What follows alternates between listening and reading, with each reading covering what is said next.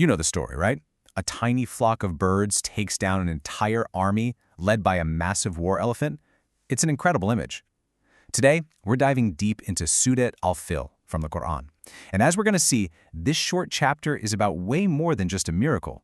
It's a masterclass on the nature of real power. So let's start with the elephant itself. I mean, this animal is the symbol of immense power, deep memory, and strong community. In the ancient world, an elephant was basically a living, breathing tank. So, when an army with that at its front gets completely wiped out by something you can't even see, well, that's a paradox, isn't it? What on earth could possibly stand up to that kind of might? That's really the core question here. The surah kicks off not with a story, but with a direct question aimed right at you. Have you not seen how your Lord dealt with the companions of the elephant? Now, this isn't just asking if you've heard the tale. It's an invitation to really look and understand the power dynamics at play. It's asking us to bear witness to what happened. Okay, so why an elephant? Of all the creatures in the world, why is this one the namesake and the central figure of the whole chapter? Well, the answer is so much deeper than just it's big and strong.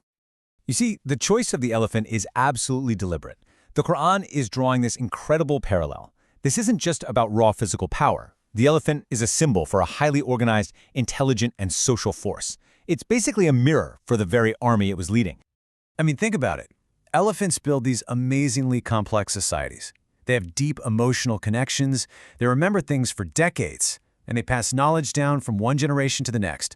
So by using this animal, the surah is telling us we're not just looking at some brute force. No, this was a civilization on the march, a whole society with its own structure, its own memory, and its own massive arrogance. So we've got this powerful, organized force. But what was their goal? This is where the story pivots from the animal symbol to the human drama. The Quran doesn't just call their plan an attack. It uses the word kaid, which means a meticulous plot, a scheme born from deception and pride. And at the heart of this kaid, this plot, is a rivalry between two very different buildings. Over in Mecca, you've got the Kaaba. And in Sana'a, the capital of this invading king Abraha, you've got his magnificent cathedral, Al-Qulis. This whole conflict is really a clash of foundations, divine purpose versus human ego. And this table just lays the contrast out perfectly. On the left, Al-Qulis is all about ego, right?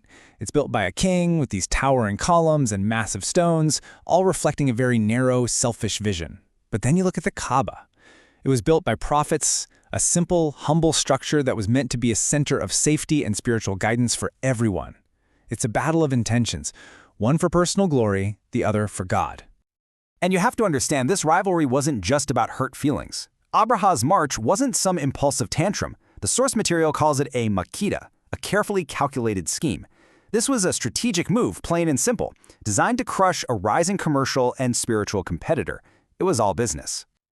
So the human plot is set. The mighty army is on the move with its unstoppable elephant.